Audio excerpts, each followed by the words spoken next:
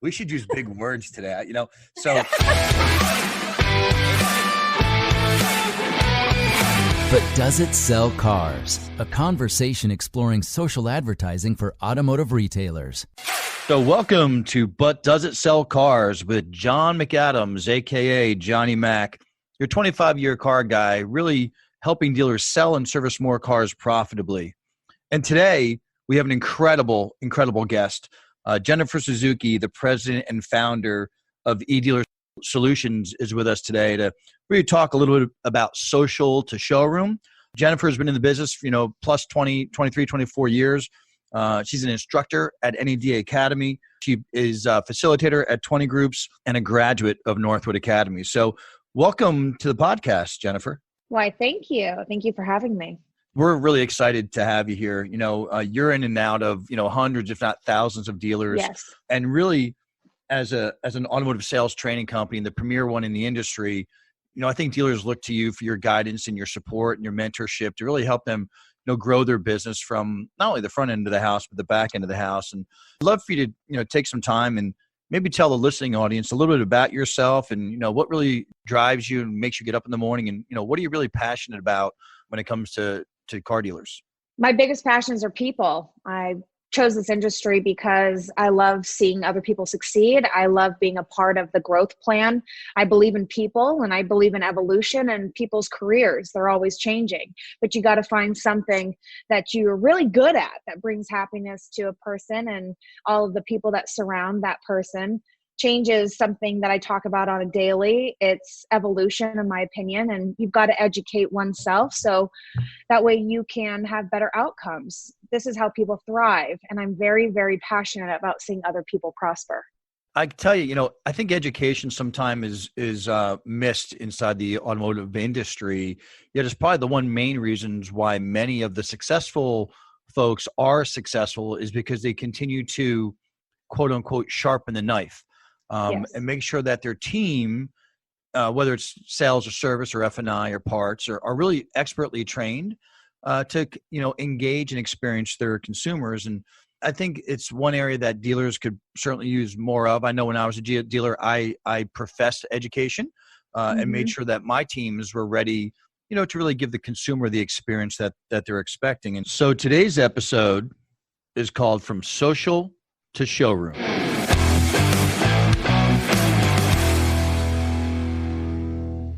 How do we go from, social media, Facebook, Instagram, Twitter, Snapchat, how do we go from there to the showroom? And I think what dealers are looking for are really transactions. I know the word attribution is used a lot, but I'm really moving towards more of a transaction-based model, which means, hey, I saw you on Facebook or Instagram or engaged with you on Twitter or, some of the other, social media channels that are out there.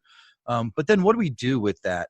And I'd love to kind of get your idea on really what's the best practice to move a consumer who has engaged with us on social media and then bring them into the showroom? What do you see with your dealers today and some successful best practices that might be out there? I think it's still one of these uncharted territories for many dealers, and you've constantly got to be trying something new, and you have to be open-minded to what it's there for.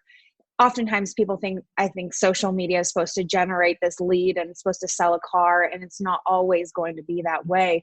We're in a time now where we have to nurture people, nurture relationships, and social media gives us that opportunity. The key is the nurture part. We as dealers need to kind of open up our brain like a parachute and catch what comes in. And that's not always about selling and servicing a car profitably. Sometimes we do have to nurture them and let them become friends with us and socially acceptable to then want to do business with us. So I think you're dead on. One of the things that I talk to dealers about a lot is if they want to have a really fun Saturday morning sales meeting, have their salespeople take out their phone, if it's an iPhone, and really see how much time they're spending on social media, which is about 2.5 to 3 hours a day per person. Because on an iPhone, when you go to settings and then screen time, it'll really show you how much time you spend on social media. And it's really kind of amazing how much time people will spend. And 2.5 hours is the average. I've seen upwards of 6-7 hours a day on social media, and then trying to convert that into share, likes, and comments is always the tough part. So my question to you is, in your discussions with, automotive sales training and with dealers, is there a special methodology that you would envision using to really help a salesperson grow their social media base and really become socially active in order to kind of generate their own leads for themselves? I do believe that anyone that's attaining business has got to have a presence in social media. With those numbers that you just gave us, it is a reminder that the time spent on these channels is so significant in influencing people and their feelings about your business, your person. Salespeople today have got to expose themselves in a way that overturns the stereotype. It is what we are constantly talking about in my classes, is that people still don't like car sales. They don't like the industry. We have a responsibility to change the way the people think about us, because it's not all doom and gloom. Things have changed over the years. So when salespeople make the posts, they have to be mindful of the content they're putting out there. It's not just a picture of the person you sold, but what's that person's story? How did they attain this vehicle? What's influencing this purchase? Did they just have a family? Is this something that we're all interested as human beings' lives? And I do think that we have to be thoughtful about what we're posting and make it meaningful to people and look for those connections. You know what I love? I love that you're so passionate about it and that you have the ability to influence so many new automotive minds, through your instruction at NEDA and the Academy, and also through your 20 group facilitations that you're doing.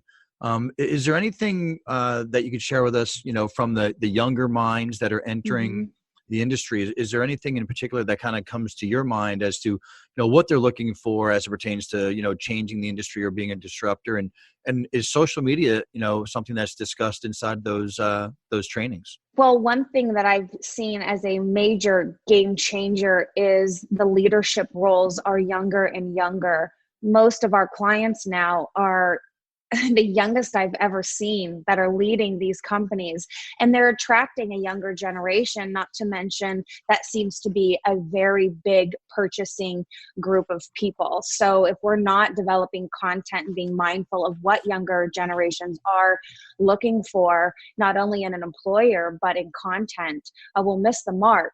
I do believe that younger people are more interested in a cause, and I think that dealers contribute an extraordinary amount of money towards charitable contributions in their community, and they never get credit for it. And so I think that if dealers are looking for additional content, that they've got to expose their business the way that it is. We must get credit where credit's due. And knowing that the industry has sort of a dark cloud still hanging over it, younger people want to hear, what are you doing for our community? And I'll give you a quick example. I just mentioned this in my class to a group of dealers yesterday, a group of salespeople yesterday. If I was a consumer and I was shopping 5 stores and they all had the same piece of metal, and they all were relatively priced the same, that's the world we live in.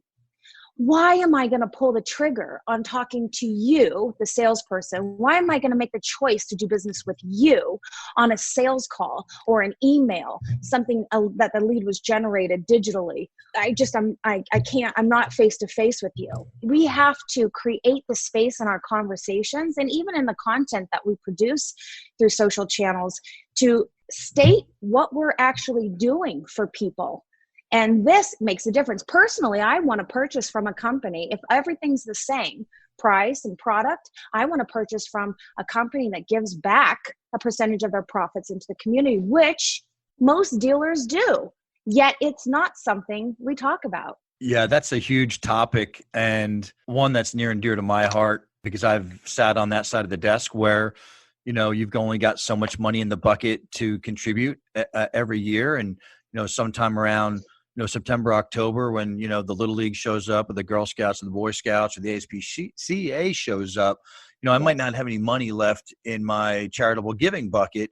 and you feel really horrible about turning them away because they are such great causes. So, we're going to talk in a little bit later on today, about the cause network and how to really socially affect the dealership in a positive way, not only from a forward-facing perspective, but also in return back to the dealer, where we do such philanthropic things at the dealership level and for our community. We would hope that would translate back into a transaction back at our store, but sometimes that's hard to get the word out through the traditional media channels. We're going to talk about social cause to really get the audience in their brain figuring out if they're in denial of social or not. When it comes to the automotive industry, there's 78% of automotive consumers today alone will find that social media is useful when deciding on a new automobile purchase. So we know they're spending 3, 4, 5 hours, and there's 2 billion people active on it a month, and 78% of them are going to use social media to help them decide on what new purchase they want to make. And then if you take that a little step further, it's really about 81% of all the female automotive consumers as well. So you have to look at those genders out there and say, wow, so we've got a lot of people spending a lot of time and using social media to decide, do I want a Ford? Do I want a Toyota? Do I want a Honda? Right? We haven't said what store yet, but do I want that brand? And I think we have to win that moment of truth with our consumers and have them come towards us. And I think social is a way to do that today. And on top of that, about half, 49% of consumers in automotive will share auto-related content with their network on social media. So not only are they consuming it, but they're sharing it again and again and again. And that's really why I think social media has really become the normal way for men and women to really shop for a vehicle, whether it's new or used today. So I think my question with some of those stats that are out there, Jen, is, what do dealerships do with social leads?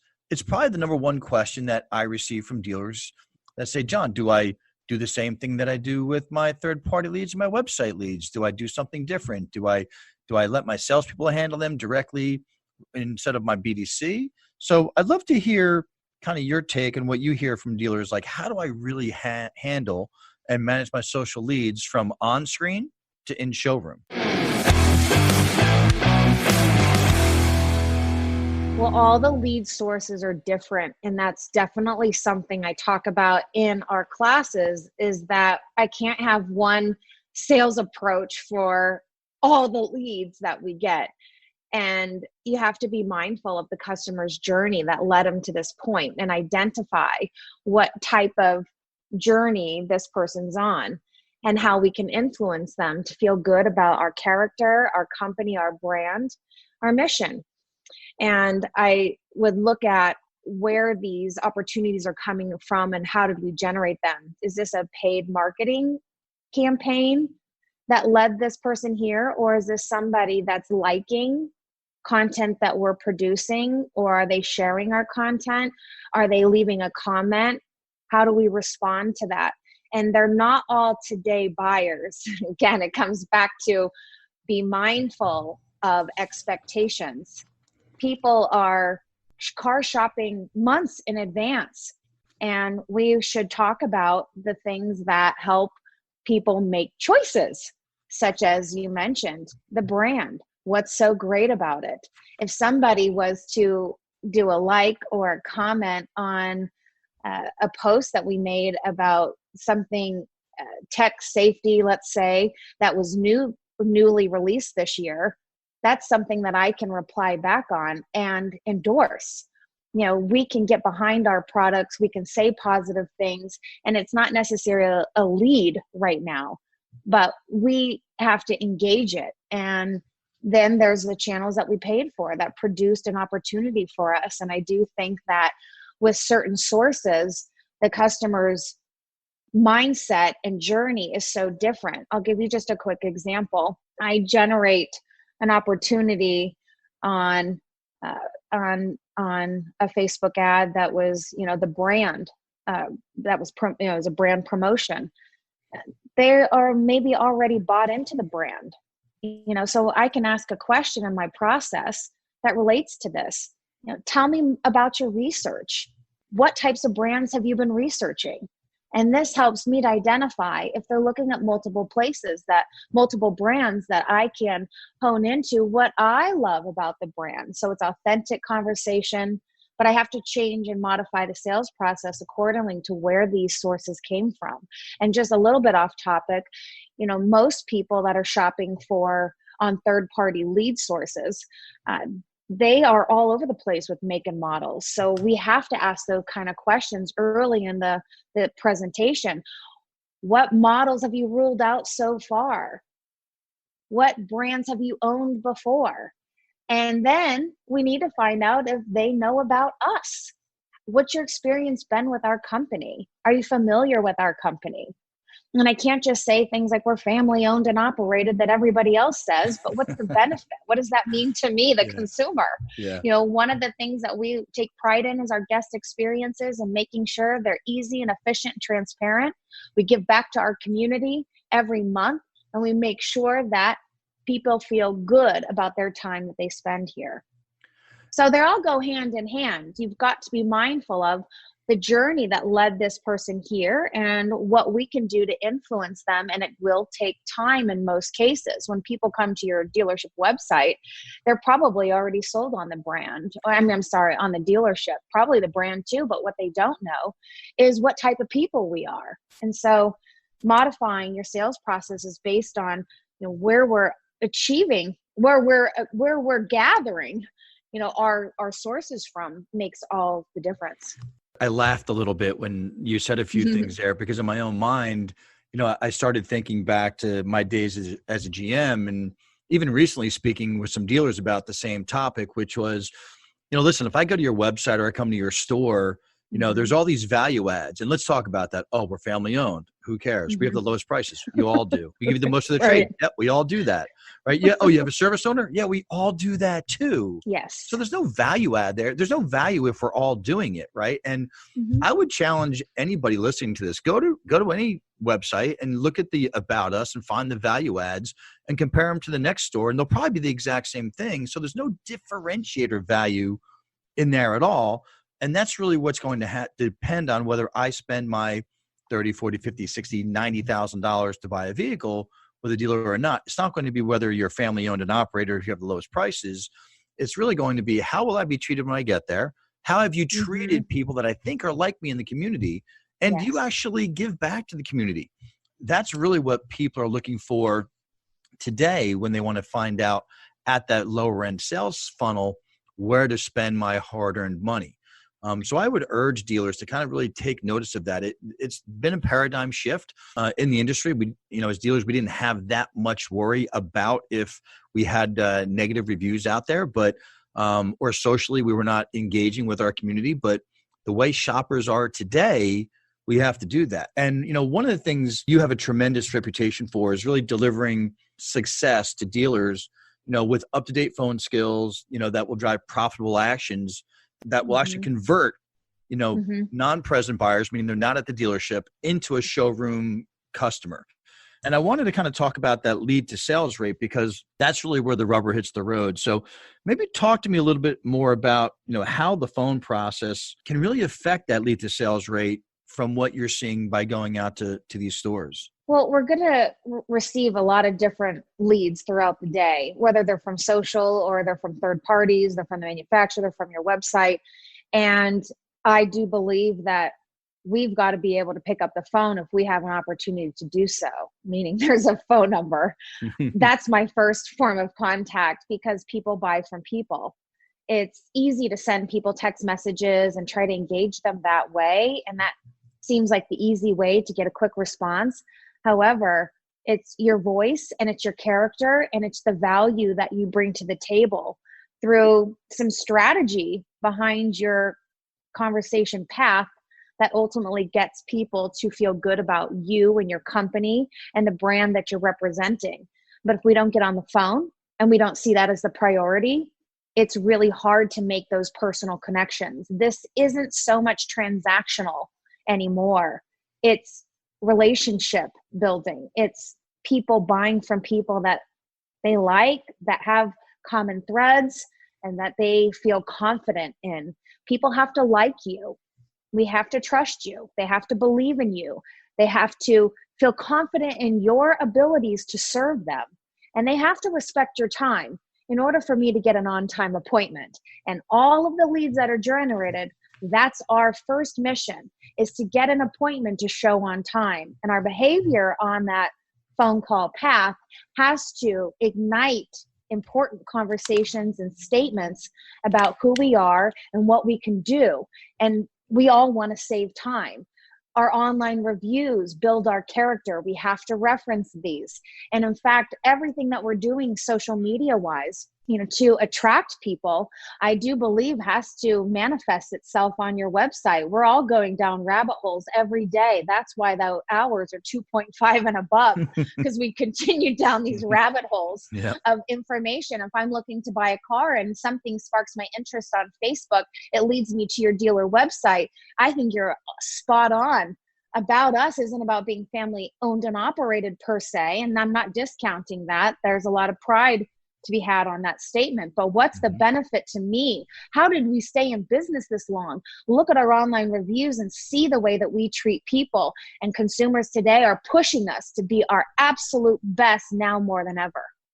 Yeah, because it's easy. Information's at their fingertips, right? And, if I happen to scroll through something on, a social media channel or Google or your Facebook, and there's something that I don't particularly like as a consumer, it's easy for me to go find another dealership that sells that brand, and perhaps there I'll find pieces of information that I like, and that may be where I'll begin my journey, because I don't feel as a consumer that that dealer did a good job at really separating themselves from anybody else. And I agree 100% that we have to really get them on the phone and really not overcome objections, but ask them really what they need. Are they adding or replacing a vehicle? Is it for you, your wife, your son, your daughter? Like, let's find out why they're actually looking to buy this car, and what are their hot buttons? And I'd love for you to tell us a little bit more, when you and I were, talking earlier about really, about asking, relevant questions. How important is it to really acknowledge the lead source? Meaning, did it come from Facebook, or did it come from a third party or a first party website? How much importance does that have? It's incredibly significant. You have to put the dots together for this person, this guest, this consumer.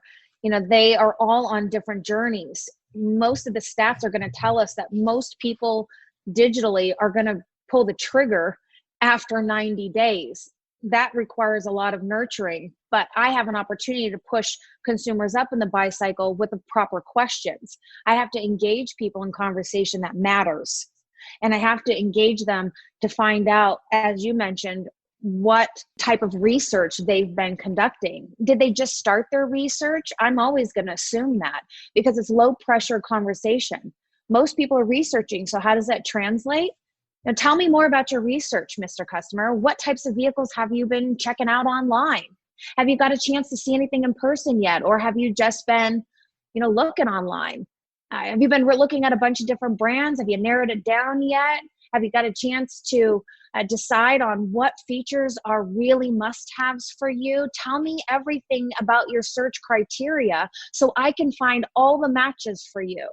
This is about guest experience, but being strategic about it. I need to figure out where they're at in the journey. Yeah. And you know what, you said something earlier about time, and I believe time is the most valuable commodity for a person looking to buy a car, because if they're on their third or fourth or fifth, vehicle buying experience, I think they know they're not going to be out of the dealership in under an hour. They know they're going to spend a few hours, many hours at the dealership.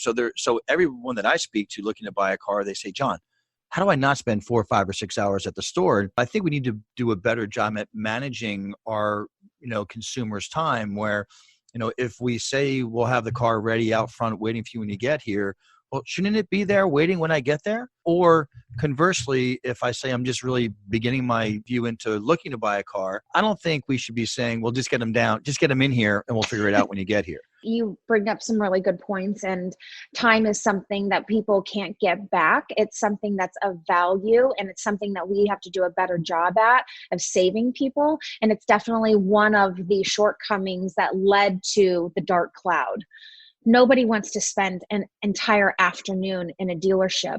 And so this is what I love about social is that, we can expose what we can do for people that overturns the stereotypes in our posts, in our content that we're putting out there, and even asking our guests to give us back these reviews, then using the reviews in our posts, because people want to save time, and the dealers that have woke up and that are being able to produce, under 2-hour process, that's worth talking about online. Yeah. That is attractive. One of the things that I loved talking about with you before this was, as we were talking about asking those relevant questions, and you said something like that really struck a nerve with me. That's so important, which is, just relax, just be cool, just sound human, just pretend you're on social media or you're at dinner with friends. Don't try the hard sell at hello, right? And that was so valuable when you said that to me. I just wish more dealers and BDC agents actually went and attacked the problem that way. Yeah, I do find myself saying that a lot in the day. I'm like, just be yourself, but have strategy behind your words. We are still in sales, but nobody wants to talk to someone who's got old school conversation and closes. It's not about just getting them in the door. It's about making sure that people feel valued and appreciated. Thanks for some great conversation, Jennifer. We're going to kind of take a break here, and we're going to move on to topic 2 in a little bit, where we're really going to kind of discuss, the tactical ways that we can interact with social leads using direct messages, meaning phone calls and other things. So, when we get back, we'll get on with topic 2 and we'll get underway.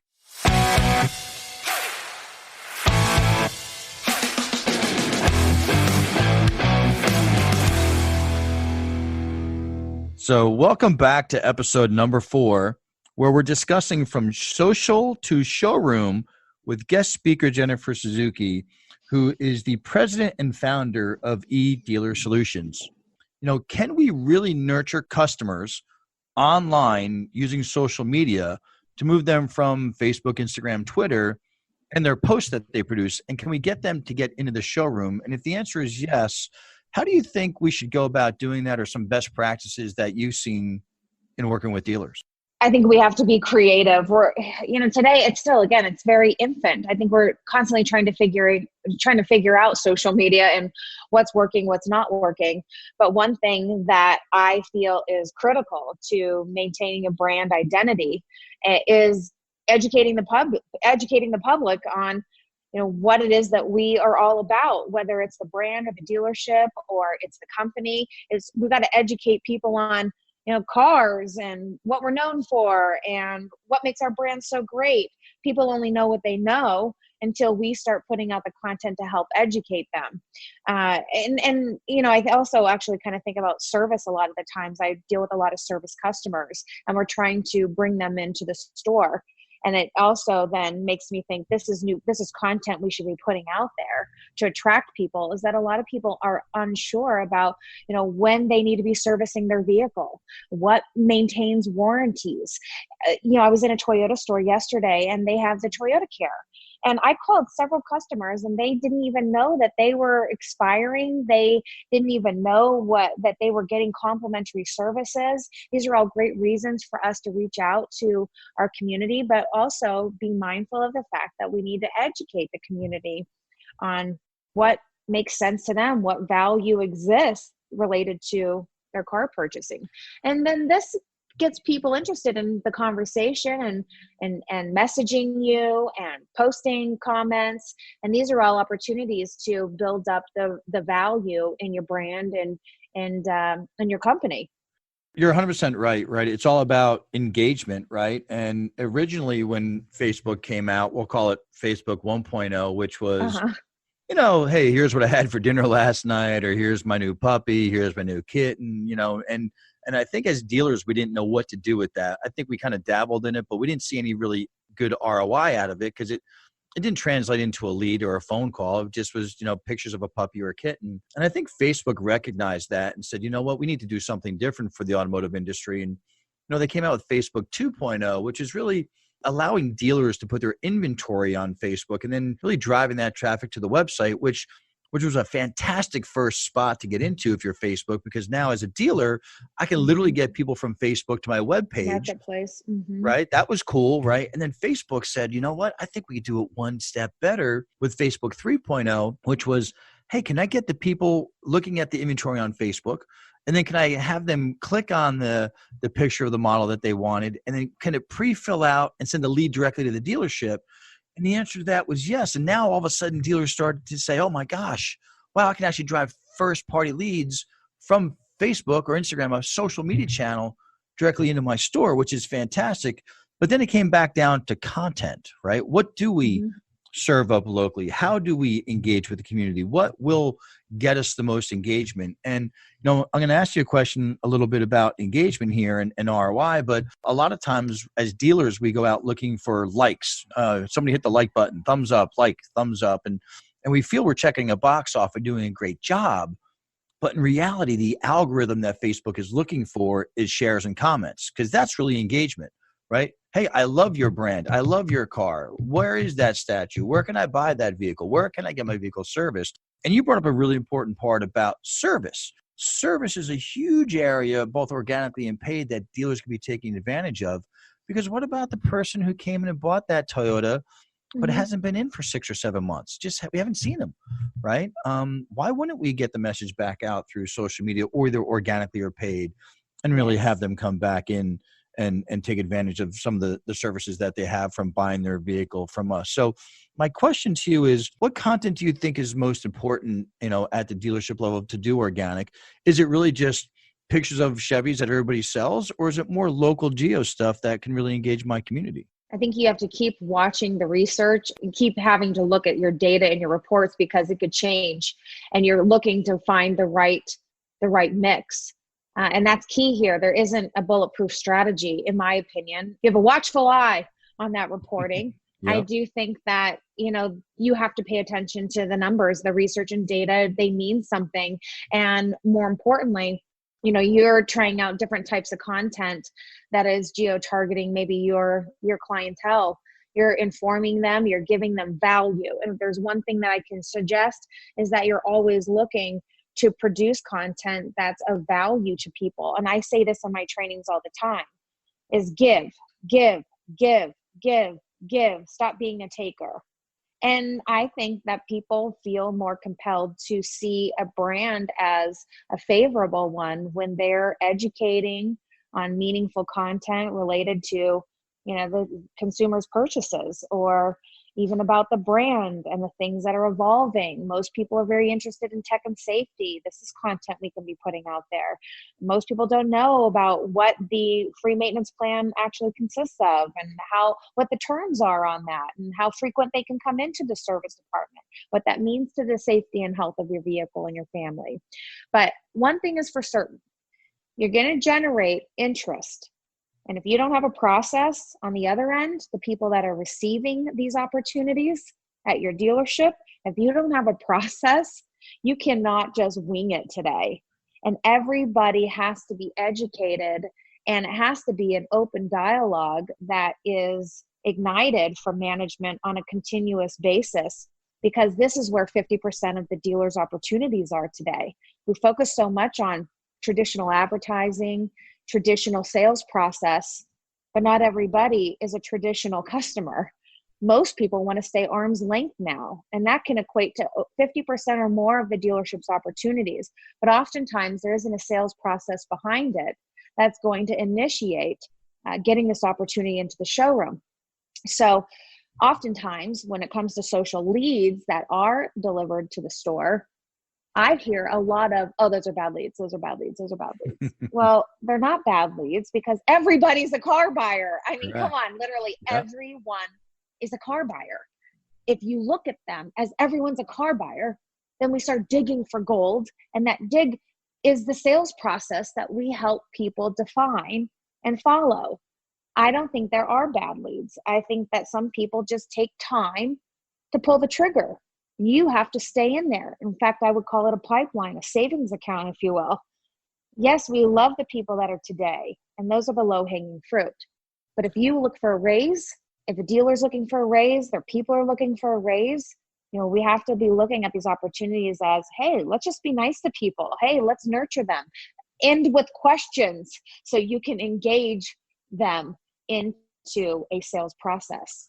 We've seen many people that weren't interested in pulling the trigger today actually pull the trigger. People stop in the dealership. I only have 10 minutes, and then they're there for 4 hours. We know that people change their minds. We are all squirrels now with ADD, and our sales process Squirrel. should be the same. We have to have an ADD, It's so true. format in our sales process to keep it interesting. Yeah. Man, I wish I did this back in the beginning of my career. I'm 25 years in. If I had $1 for every dealership I've been in, which is thousands, working with salespeople and GMs and BDCs and internet sales departments, if I had $1 for every time somebody told me, oh, those leads are weak, I wouldn't be on the podcast right now. I'd be on the beach somewhere, kicking back and enjoying my Mai Tai. But I'm with you. I don't think there's a bad lead. I think we just have to work them, whether they're short or long term, because some people are ready to buy a car today and some are in a 90-day cycle. But because the industry tends to have a slant towards the ADD and instant gratification, we'll work the leads that are low hanging cherry pickers, and we'll let CRM just handle the other ones until they're ready to come back in. In reality, I think if you work all the leads the right way, and you'll get more people into the store. And I think as a dealer and as a GM myself, we're always trying to get new people into the store, and social media might just be one new media channel to do it. You and I were talking earlier about, if I was a new salesperson in the automotive space, how could I work my book of business? How could I grow my book of business on top of the fresh ups that my dealer or GM's money is going to bring leads into the door? And you're talking about, maybe doing some Facebook Live things. And, I'd love for you to kind of maybe take a second and talk about some things that you've seen as a new salesperson, or even an experienced salesperson. How would they best go about really taking care or taking advantage of social media? And if I'm a salesperson, what does it mean to me? Do I get incentivized? Do I not? How does that look? Well, there's many creative ways to go about this, but I think that in your onboarding process, new hires need to recognize that it's important to the dealer. This is the first opportunity to start influencing them on what our expectations are and what we're trying to do in our company to meet that expectation of, being so many people on digital paths as the first impressions of the beginning parts of our relationships with consumers and customers. So I would suggest that you think outside the average. I'll give you a quick example. I have many dealers that are, again, dabbling into this, and I'm always looking for incentives for salespeople because we have to incentivize differently today. Well, there's a lot in that, probably more than we have time for today, but it has to be relevant and worth everybody's while. So salespeople oftentimes are posting on their social media pictures of the customer in their car. And I'll be frank with you, I get so burnt out overseeing this over and over and over. I'm like, okay, I get it. You sold another car, but I'm a consumer. What's that going to do for me? Okay, it does increase your credibility, but you need to do more. We talked earlier about maybe giving more of a personal story on that guest, and maybe it correlates with some of the company's contributions to charities. For example, I have a customer I just sold, and she just survived breast cancer, but that's one of our big things that we fundraise for in our company. I'm going to use that on my post to make it a bit more meaningful and valuable. I want to get my own book of business to be built up instead of me just posting people with their cars. Once I sell that car, if I'm a salesperson, I am going to go to that customer and I'm going to ask them to go live on their phone, on their Facebook, because I'm trying to track their friends to my book of business. I already have my book of business on my social media. I'm trying to get more people. So if I go live on the customer's Facebook, now I can take their phone, I'm a salesperson, and I can selfie this and I can say, hey, all of you, John's friends out there, he just got a new car and John just changed jobs 2 years ago. He's been saving up. He switched brands, and boy, did he make a good choice. One of the things I love about our brand is boom, boom, boom. And I'm going to show you today John's new car, and I hope that you guys will all send him a message today and congratulate him. This is one of the biggest purchases people make, and we're very proud of John, and he's been great here today, and I just want to show off his new ride. And I just walk outside and show John. He's so happy he's got his new car. And I walk outside and show, there's his new baby, and there may be some cool features that I can blow up about the brand. Like, did you know that blind spot detection is standard now, backup camera, lane change assist, Apple CarPlay or Android Auto, all of these are standard on our brand now. And these are all the things that are going to help you with your insurance. And, again, I'm not just thinking about featuring the customer to death, but what's the benefit? I want to be educational and informative. People only know what they know. So I'm going to maximize my exposure. Now the dealer can turn around and incentivize on this action here. You're not going to get everybody, but you're going to get a lot of people because you're simply asking for it. And it's a fun little game that people like to play. Who doesn't like to show off? Isn't that what social media is for? Yeah. And so I've seen dealers where I would recommend, you pay out an incentive if they get 80% of their customers doing this activity. I can't wait until you and I, Jennifer, open up our own dealership. I'm like super pumped and excited right now. Like, we're going to be so relevant. Yeah, if anybody wants to provide some capital for Jennifer and John to open up their own dealership, if I was back in the sales world, meaning back on the floor selling cars like I've done before, and it was 2020 like it is today, there's a couple things I would do, and it goes right back to what you said. I'd be working all my social channels personally. I'd be investing in my own business at the dealership, right? Driving my own traffic on top of the leads that, my dealer, my GM might be bringing as well. I think that should be supplemental. We should be generating our own traffic as well. So one is I'd be using my social channels. Second is I'd be absolutely asking for referrals. I don't know why we don't do that today. The happiest they're ever going to be is when they're buying a car, right? Why wouldn't we ask if they know anybody that's also looking for a car and they had a great experience? And, can you kind of give me 2 or 3 people that you think might be interested in buying a car from me? It would mean a lot to me, right? So work the channels.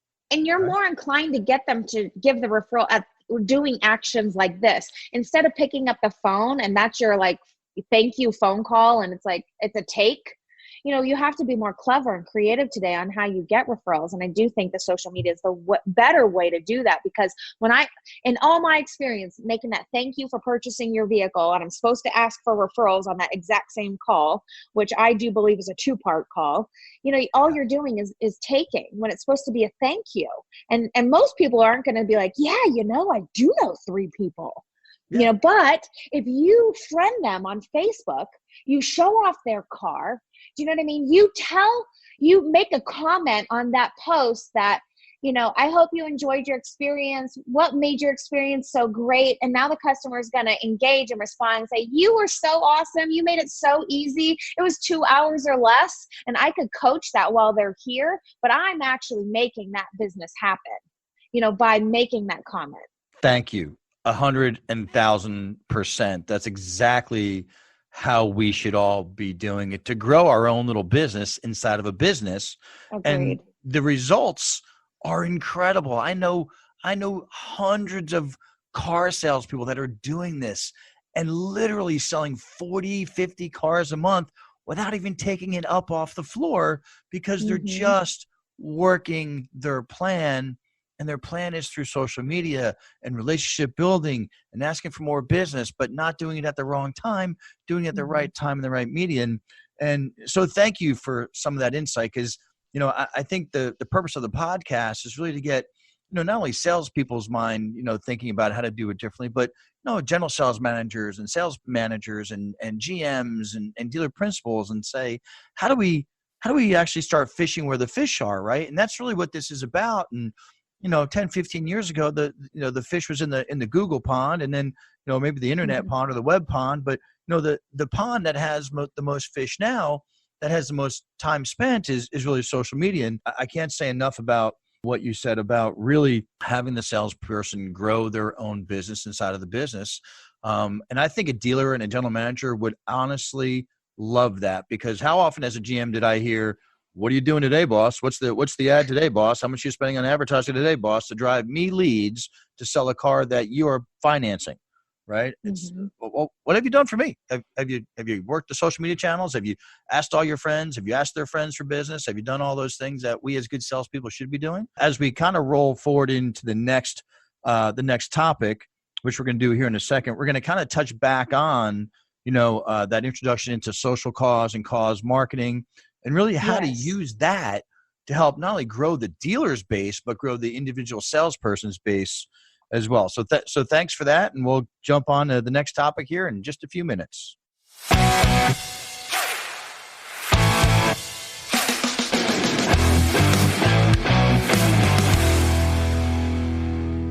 So welcome back from the break. Jennifer and I have been having a really robust conversation offline about, some of the best practices and really what's going on with some new social media channels like Snapchat and or TikTok. So, really talk about a little bit about, the millennial generation and even beyond that, and really what's important to them. And not only in the car buying industry, but others. And, I think what's, in my research and discussions is that they're really, really into cause marketing. They really want to know, that their hard-earned dollars, that if they buy a car from X, Y, or Z dealer, that some portion of that, will benefit somebody or something in the community.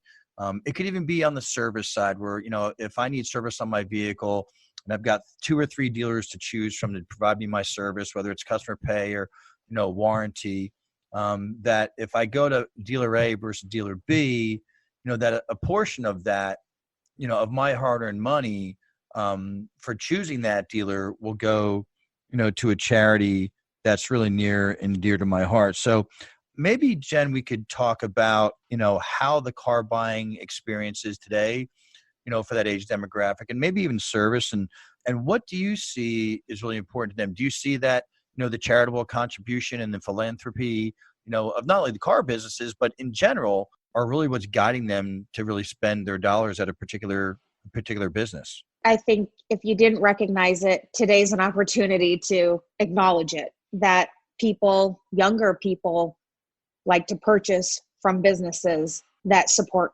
causes. And I do think, and I mentioned this earlier, that dealers spend a lot of money giving back in their community.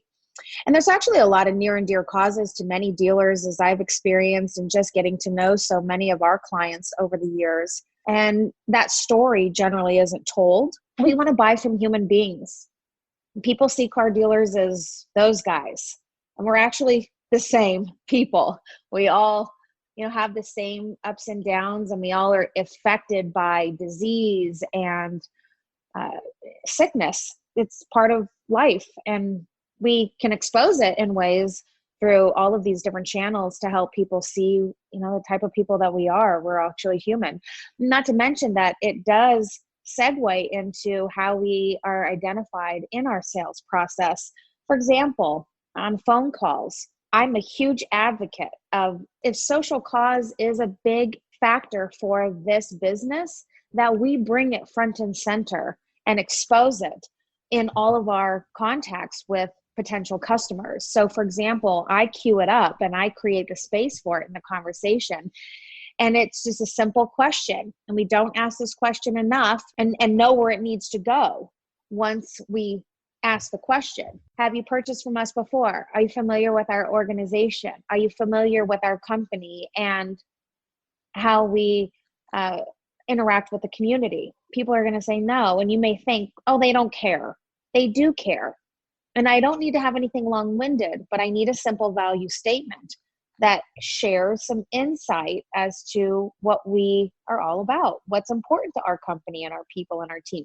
Most salespeople get involved in fundraisers all year long. They volunteer that time, and while we'll post the event on the dealer's Facebook page, the salesperson should bring it up in their sales process. And it goes like this. Are you familiar with our company and some of the charitable foundations that we stand behind? I chose to work here because they give us an opportunity to give back to our own community.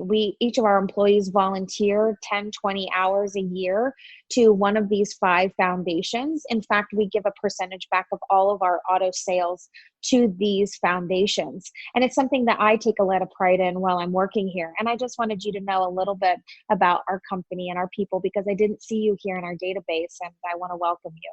I know it's recorded, and I'm thankful that was recorded, because that is a textbook example of how very calmly, relaxed, non-pressure, we really let a consumer know how important giving back to our community is. It doesn't need to always be a big billboard or, an 8-foot long check that we gave $10,000 to a charity.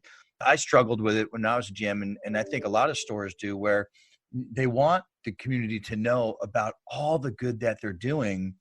And the only way we really knew how to do it in the past was to take a picture of us holding a check and giving it to somebody else. And that may have worked in days gone by, but really it needs to be a discussion at the dealership level or on the telephone or even on social media, about why I work at this store. Why are we so philanthropic? Why are we so passionate about giving back to our community? If I think the consumers, the general public, really understood how many millions, if not hundreds of millions of dollars that automotive dealers give away every single year, maybe the story would change about the perception of the car business. But because we don't do a good job at it, we don't get to control the narrative. So I love the way you presented that, hey, here's how you do it moment. If you're a salesperson or a general sales manager and you're listening to this podcast, I would absolutely be making that part of my training process. And quite frankly, if you need to hear it again, maybe call Jennifer at eDealer Solutions and have her come to your store and have her train the people. But that's literally how you have to present it in a very easy, relaxed way.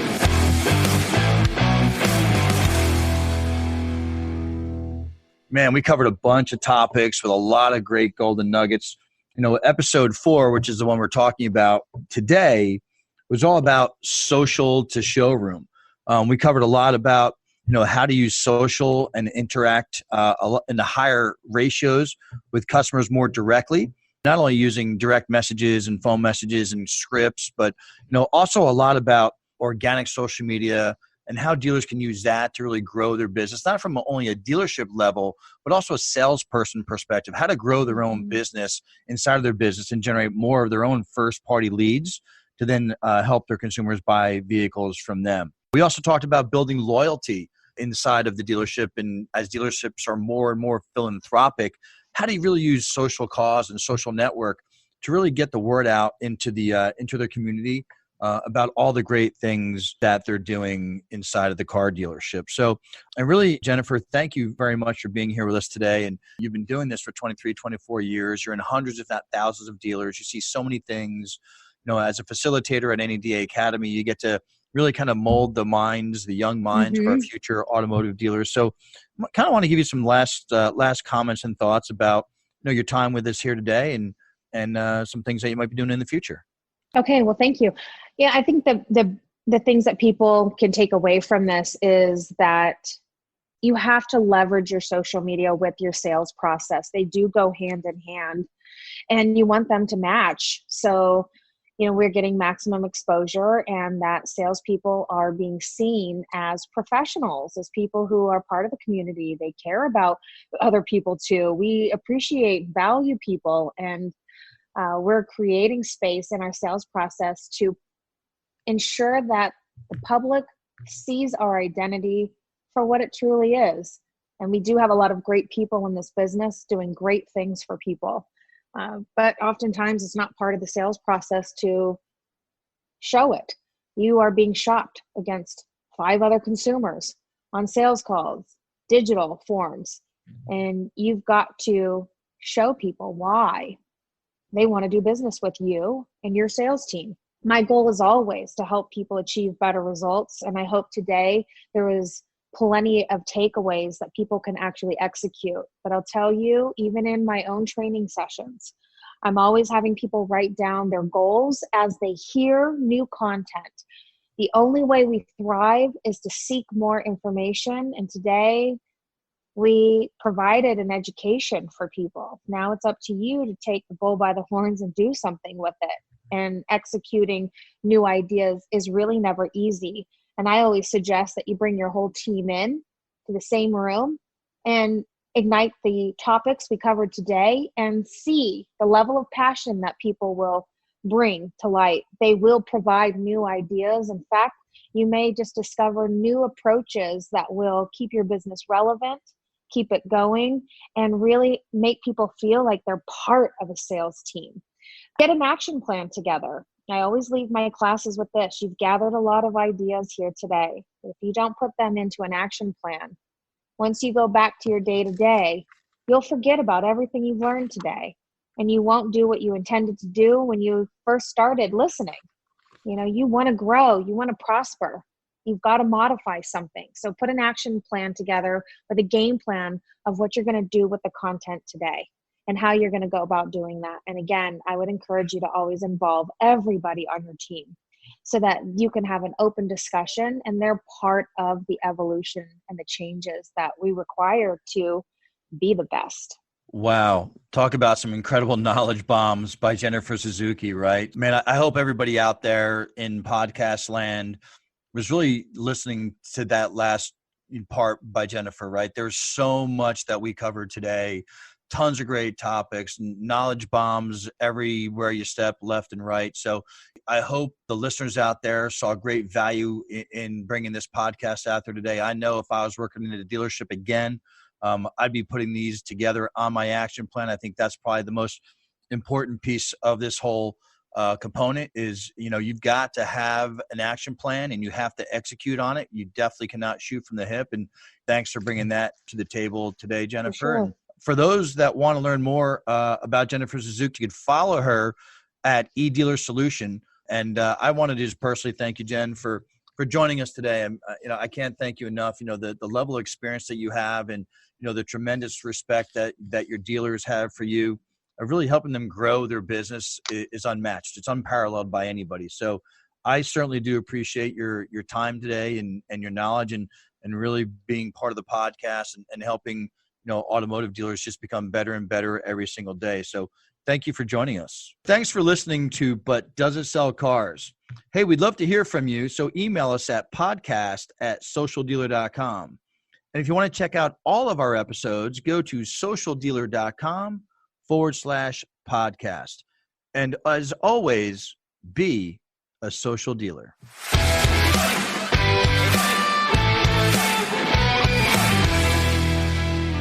We gel well, and that was enjoyable. I could just, answer your questions all day long. Well, the good news is we're going to make